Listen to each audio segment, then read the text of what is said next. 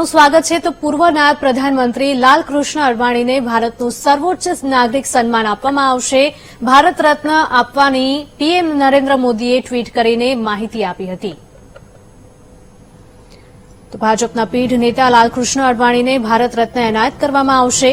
પ્રધાનમંત્રી નરેન્દ્ર મોદી દ્વારા આજે જાહેરાત કરવામાં આવી છે અને વડાપ્રધાન મોદીએ લખ્યું હતું કે શ્રી એલકે અડવાણીજીને ભારત રત્ન આપવામાં આવશે। એ જાણીને મને અત્યંત આનંદ થાય છે। મેં તેમની સાથે આ બાબતે વાત કરી અને તેમને અભિનંદન પણ પાઠવ્યા। તેઓ આપણા સમયના સર્વશ્રેષ્ઠ રાજનેતા છે અને ભારતના વિકાસમાં તેમની અસાધારણ ભૂમિકા છે। લાલકૃષ્ણ અડવાણી ભારતીય રાજકારણના એક દિગ્ગજ નેતા તરીકેનું માન ધરાવે છે। અડવાણી ભારતીય જનતા પાર્ટીના સૌથી વરિષ્ઠ નેતાઓમાંના એક છે અને તેમનો જન્મ કરાંચીમાં 8 નવેમ્બર 1927માં થયો હતો।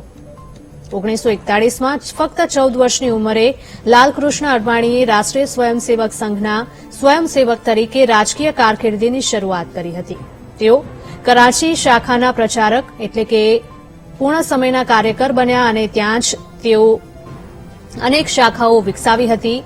ભાગલા પછી અડવાણીને પ્રચારક તરીકે રાજસ્થાનના મત્સ્ય અલવરમાં મોકલવામાં આવ્યા હતા, જેમાં ભાગલા બાદ સાંપ્રદાયિક હિંસા ફેલાઈ હતી અને તેમણે વર્ષ 1952 સુધી અલવર, ભરતપુર, કોટા, બુંદી અને ઝાલાવાડ જિલ્લામાં કામ કર્યું છે।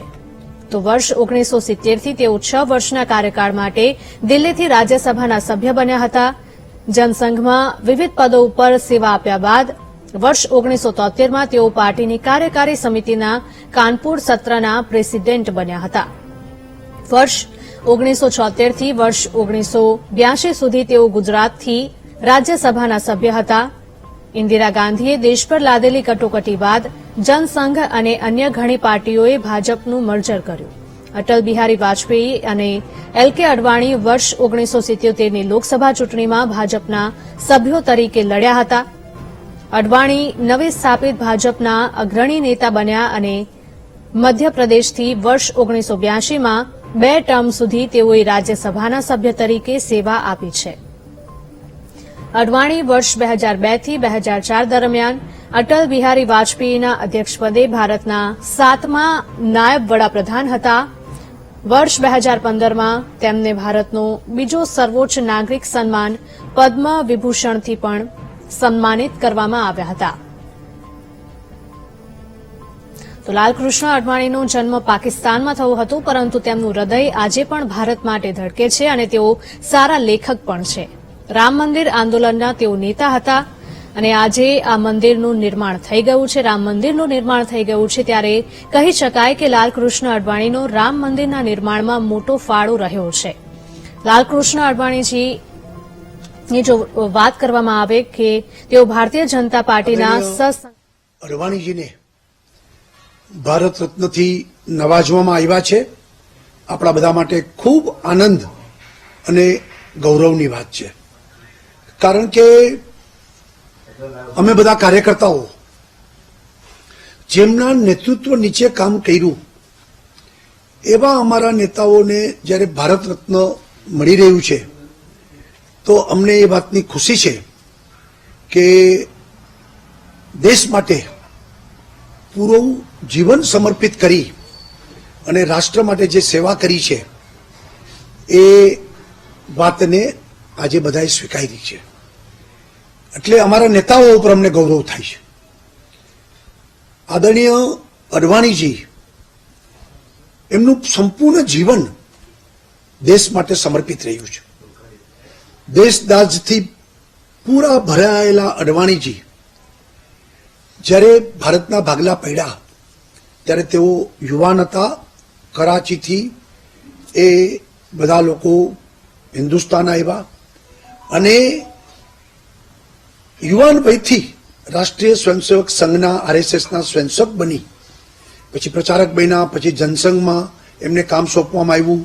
અટલજી અડવાણીજીના માર્ગદર્શન નીચે જનસંઘ સોળે કલાએ ખીલો અને અનેક સંઘર્ષો અડવાણીજીને જીવનમાં કર્યા।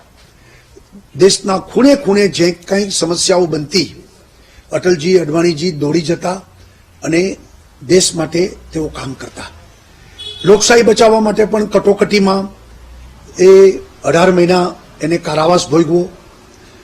બેંગ્લોરથી એમની ધરપકડ થઈ હતી અને લોકશાહી માટે તો લડ્યા. અને ત્યાર પછી જે જનતા પાર્ટી બની, મોરારજીભાઈની જનતા સરકાર બની, એમાં પણ અડવાણીજી અને અટલજીનો બહુ મોટો ફાળો હતો.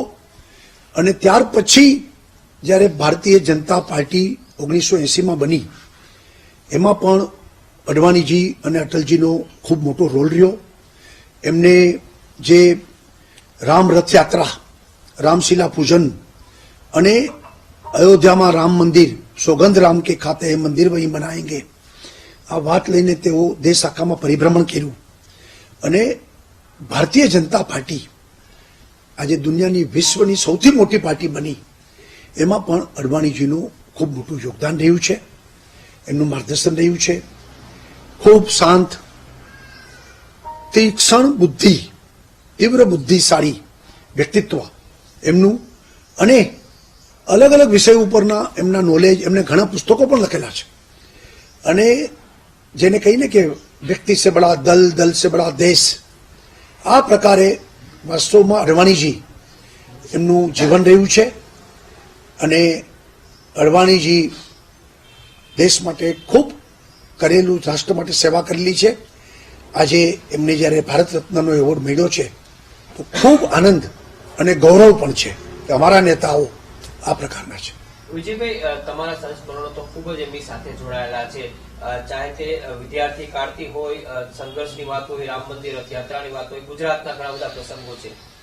અનેક વખત અડવાણીજીને મળવાનું થયું છે, એમનું માર્ગદર્શન પણ લીધેલું છે. સોમનાથથી યાત્રા શરૂ થઈ.